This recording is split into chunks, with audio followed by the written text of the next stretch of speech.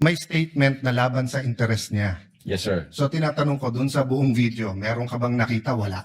Yes or no lang yun, meron or wala? O meron at wala, hindi yes or no. Kayo nag-evaluate nun eh. Meron o wala? Admissions against her interest. Yes, sir. The fact na in-utter niya yun. O which one nga? So meron ilan at ano yun? A little leeway, Mr. Presiding Officer, kasi hindi natukoy masyado yung tanong. Senator Judge Alan may proceed. Yeah. So which statement that? That one you're mentioning now. So yung sagot mo meron. Ang understanding ko, sir, nung sinabi ko yan, I'm referring to the November 26, 2024. Mr. Witness, paulit-ulit tayo. Yes, sir. Burahin mo na yung pinag-uusapan natin you're referring to. I'm asking you a direct question. Yes, Sa sir. November 23, meron o wala bang statements na you will consider in your professional as a lawyer and as an NBI agent in charge of investigating this? Meron ba siyang state admissions against interest? Ang tinutukoy ko lang po again, Your Honor, yung No, I 26. don't care. Wala po yung 23. I'm sorry. I don't care, Mr. Presiding Officer, kung anong tinutukoy mo. I'm asking you a direct question. November 23, video. Meron o wala siyang admissions against her interest doon? Attorney Lotog, yes, no, I do not know, I do not remember. We're referring to November 23, not 26. Yeah, I do not know, sir. Ang Oh, you do not know. ang nire-refer ko na... Yeah, don't tell me na. So you do not know. Okay. When she said, kung papatayin ako, may kausap na ako, patayin niyo yung tatlo. Is that an admission against interest? Yes or no? Based on that utterance, sir, yes, I think so. Yes. O kakasabi mo lang kanina, I don't know. Ngayon, yes. O ano pa? Ano pa sa video na yon na admission against interest? Meron o wala? Or I don't know? Yung utterances na yun, sir, ang Sir, bukod nga doon. to me, sir, yung utterances na yun, that's admission against Sir, interest. klaro na yon. Tinanong ka na ng presiding officer, sagot mo, I don't know. Tinanong kita ng diretso na sa video, biglang you know, biglang sasabihin mo na yun utterance na yon. So ang tanong ko na ngayon, bukod doon, aside from that, Sir, ulitin ko po yung sagot ko. no, you don't need to answer. Yung sinabi ko po, na No, I'm admission asking against you, interest. aside from the utterance, the statement, na kung papatayin nila ako, patayin sila, is there any other utterance during in that video that you would consider admission against In so far interest? as I remember, wala na po yun. Wala na, okay. When the Vice President said, yung pinamigay sa DepEd, isn't that an admission against her interest kung may pinamigay? Siya po yung namigay, sir. So, ikaw ang nanood ng video, ikaw nag-evaluate, ako pa magsasabi sa iyo kung ano laman ng video. Akala ko ba, tinignan niyo ng mabuti yung video? Bakit hindi mo alam yung laman ng video? DSW, ano yun? Sir, pwede ko pong tingnan yung sinasabi No, niyo. no, so you Specific. do not know what the alaman ng video. Again, tinignan ko po ang video one time, and ang nag-review po ng video yung agent on case. Yes, but you're the agent in charge and you're the one who filed the affidavit. Okay, Yes, sir. next question. Before counsel for the respondent continues, what is the pleasure of Senator Judge Cayetano? Just one specific Alan? clarification on that point, just so that we don't lose the point. The With your gentleman permission, may proceed. President. Yeah. Excuse me lang sa prosecution and sa defense. Witness, one point lang, maybe one Yes, or sir. two questions on that Yes, point. Your Honor. Sabi mo, the President, sa pananaw mo, and yung iba, Speaker Martin felt threatened. Base doon sa investigation namin, sir. Base sa investigasyon at base sa video. Base sa video, sa investigation, at sa ibang testimony. So if they felt threatened, that means tingin nila totoo yung sinabi ni VP Sara na patayin sila. If Kasi they- they wouldn't feel threatened if they don't think na she meant it, na patayin silang tatlo, right? In our investigation, they trinato nila yung utterances as seryoso. Yes. At So banta they ito. won't feel threatened unless tingin nila seryoso yung threat. According to them, seryoso yung threat, Yes. sir. Okay. But the threat was, pag pinatay niyo ako, papatayin ko kayo. So kung hindi naman nila sila balak patayin, why would they feel threatened? Unless you're saying now, you think, balak nga nilang papatay si Vice President. Actually, sir, ito, from the point of view of law enforcement like us, yun nga yung naging alarming na issue dun na sa amin, sir. Sa No, amin po. I agree. I'm also, Mr. Witness, I'm also alarmed with the language, with saying that. I'm alarmed with what's happening in our country, in flood control, etc. But that's not my point. My point is, in your investigation, para maging grave threat, kailangan yung party na trineten feels threatened. Pero ang sinabi ni VP Sara, pag pinatay ako, patayin silang 3. So kung wala naman silang 3 balak na patayin siya, why would they feel threatened? Did that not come into your mind as an investigator? What comes into your mind, Your Honor, is yun nga yung possibility na God forbids may mangyari sa BP na hindi naman alam nung 3, then mati-trigger ngayon yung instruction, then papatayin yung 3 na hindi naman nila alam. At the same time, No, may then in mga that, ibang grupo then in na that case, hindi ba logical, because you're the president of the Philippines, you order the PSC to make sure that walang mangyari sa kanya rather than baliktad na tinanggalan siya ng security. nung I'm just following your logic. I won't Yes, I sir. won't argue. Finish your ano, and I'm satisfied, Mr. President. I'm just trying to figure out nga no how you came about yung gave threats given Yeah. na ang sinabi niya kung papatayin ako. So We- finish your answer so that we qualify that grave threats sa term namin as event-based condition na yun nga pag nangyari yung event magti-trigger ngayon yung threat ng Vice President. Now insofar as na-threaten sila yung sinasabi mo po sir na pag namatay si Vice President tsaka papatayin ngayon ng tao na inutusan niya yung 3. Ang isa sa alarming na very alarming part na nakita namin yung mga sasakay ho na grupo po kasi God forbid pwedeng mawala ang Vice Presidente but not necessarily sila yung dahilan. Pwedeng namatay siya for one reason or the other. Then ang impression na ng marami ang may kasalanan nito yung 3. So again magkakalabo-labo na yan. May sasakay na sa issue thinking na pag pinatay nila yung 3 ang sisisihin ngayon yung kampo ni Vice Presidente kasi may attirances na ginawa ang Vice Presidente to that effect. So yun ho yung sa investigation namin. Now insofar as pumasok ho yung elements ng grave threats, yeah, we believe na pumasok yung elements ng grave threats kasi na-satisfy ho lahat ng elements ng grave threat based on the revised penal code. I'm assessing your answer, but malayo na malapit yung sagot mo dun sa triggering events kasi parang logical, di ba? Dahil sinabi niya yon, baka may gumawa. Hindi nga mag-trigger, papatay sa kanya. So para ma-trigger na patayin ang Pangulo, you're saying that VP Sara is asking other people to kill her so that they can kill Marcos. Di sana sinabi na lang niya patayin niyo si Marcos. Sabi mo i-trigger, but anyway, I'm trying to process, but hindi logical yung sinabi mo that event will trigger. Because the event that will trigger the assassination on the 3 is the killing of the Vice President.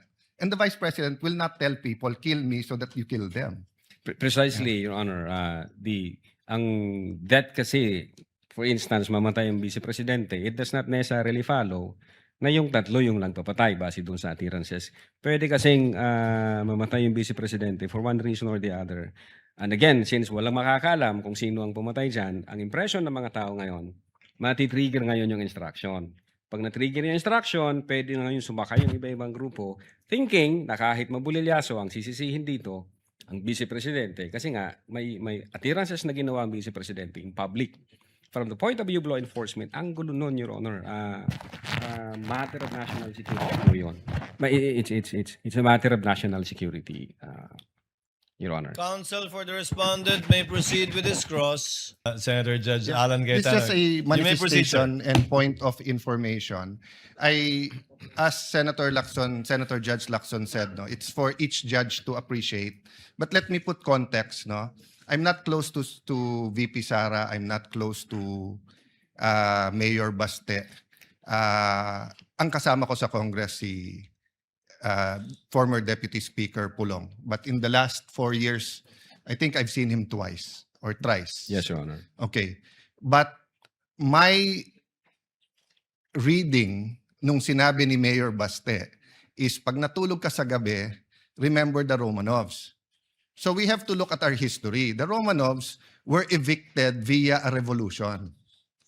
'Di ba? So Mayor Baste was doing a parallel ng 1986 na paalis yung mga Marcoses via revolution. But unlike the Romanovs, the Marcoses were given asylum or whatever you call it in Hawaii, and over time, nakabalik until the president became president.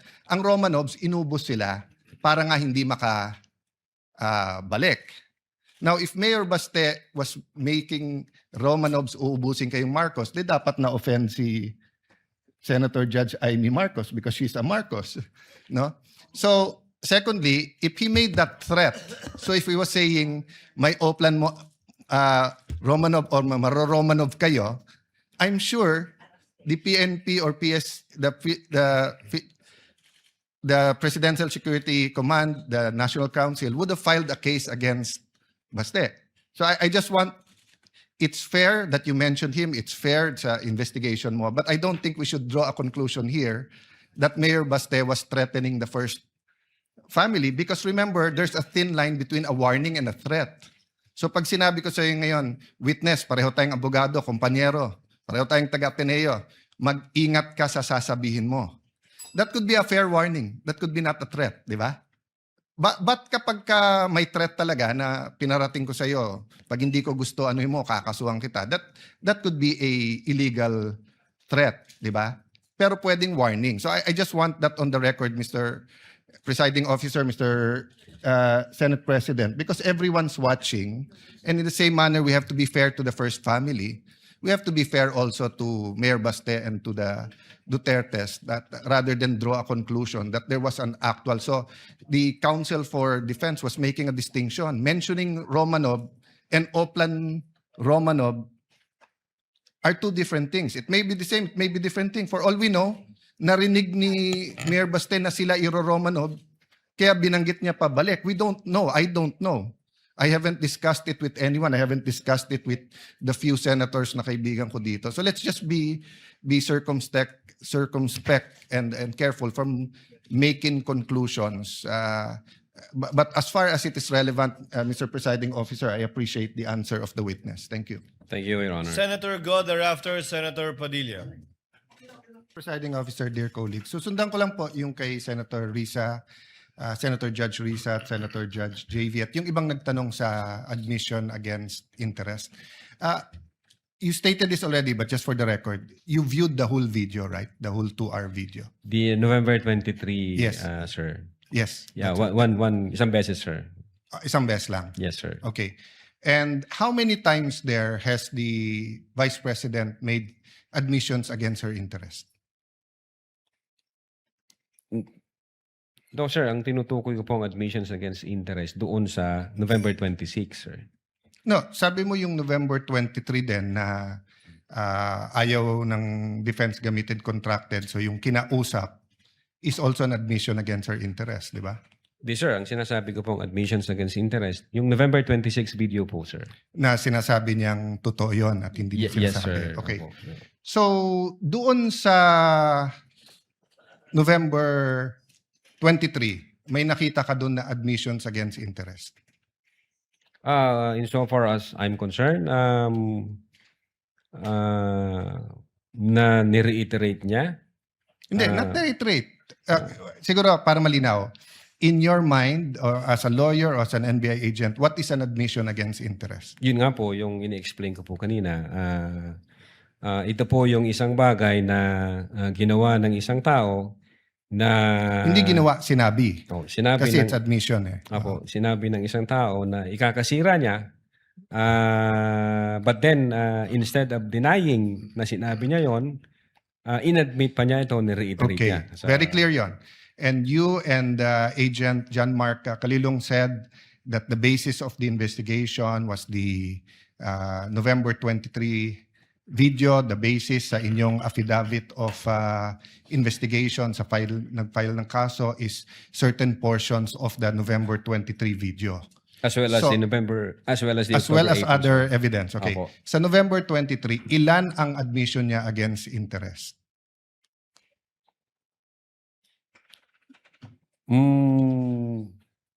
Ang sinasabi ko pong admission against interest No, this yung is a new November question. 26. This is a new question. If you evaluated well the November 23 video, is there any circumstance in that video that you believe that the Vice President made admissions against her interest? Plain ho yung utterance niya doon, Your Honor. Yung nakita lang ho namin, yung utterances niya. Insofar as I'm concerned, yung admission against interest nangyari nung November 26. Mr. Witness, sagutin niyo na lang ako. Lahat ng admissions are utterances. Yes, sir. Okay, admissions is verbal. 'Di ba? Hindi to yung parang admission sa court. Pwede mo i-admit yung documentary evidence, pwede yung object evidence, pwede yung statements. When we talk about admissions against interest, especially in context of what we're talking about, may statement na laban sa interest niya. Yes, sir. So tinatanong ko dun sa buong video, meron ka bang nakita? Wala. Yes or no lang yun, meron or wala. O meron at wala, hindi yes or no. Kayo nag-evaluate nun eh. Meron o wala? Admissions against her interest. Yes, sir. The fact na in-utter niya yun. O which one nga? So meron ilan at ano yun? A little leeway, Mr.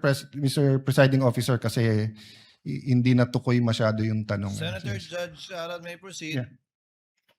So which statement that? That one you're mentioning now. So yung sagot mo, meron. Ang understanding ko, sir, nung sinabi ko yan, I'm referring to the November 26, 2024. Mr. Witness, paulit-ulit tayo. Yes, sir. Burahin mo na yung pinag-uusapan natin you're referring to. I'm asking you a direct question. Yes, Sa sir. November 23, meron o wala bang statements na you will consider in your professional as a lawyer and as an NBI agent in charge of investigating this? Meron ba siyang admissions against interest? Ang tinutukoy ko lang po again, Your Honor, yung 26. No, I don't care. Wala po yung 23. I'm sorry. I don't care, Mr. Presiding Officer, kung anong tinutukoy mo. I'm asking you a direct question. November 23 video. Meron o wala siyang admissions against her interest doon? Attorney Lotok, yes, no, I do not know, I do not remember.